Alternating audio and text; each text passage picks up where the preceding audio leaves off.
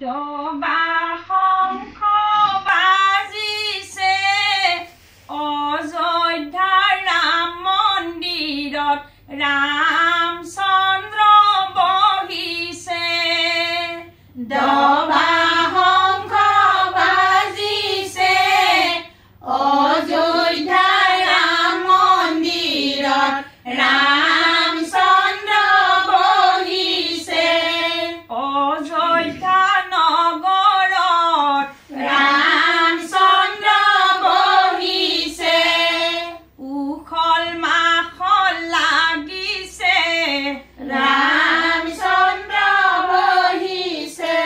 প্ৰজাগণৰ ততে নাই গাতে ডবা শংখ বাজিছে অযোধ্যাৰ ৰাম মন্দিৰত ৰামচন্দ্ৰ বহিছে ৰাম আহিছে ৰাম ভক্ত আহিছে হৰিহে ৰাম মন্দিৰ অকল মন্দিৰে ন হয় হে ৰাম ৰাম ই হৈছে ধৈৰ্য শান্তি শক্তি হৰিহে সাহস সমাধানৰ প্ৰতীক হে ৰাম ৰাম ৰাম ৰাম প্ৰায় 500 বছৰে ৰাম ৰাম প্ৰায় 500 বছৰে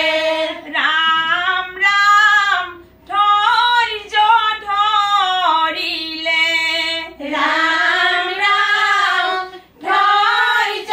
ধৰিলে ৰাম ৰাম ধৈৰ্যৰ ফল সদায়ে মিঠা হে ৰাম ৰাম ধৈৰ্যৰ ফল সদায়ে মিঠা হে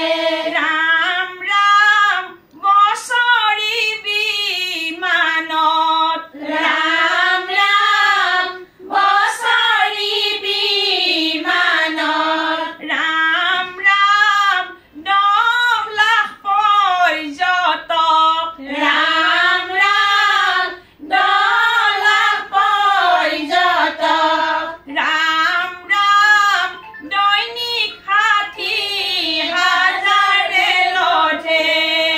ৰাম ৰাম দৈনিক 60,000 ৰেলতহে অহা 22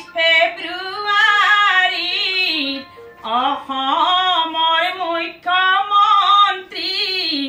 অযোধ্যালৈ ওলাব অহা 22 ফেব্ৰুৱাৰীত অসমৰ মুখ্যমন্ত্ৰী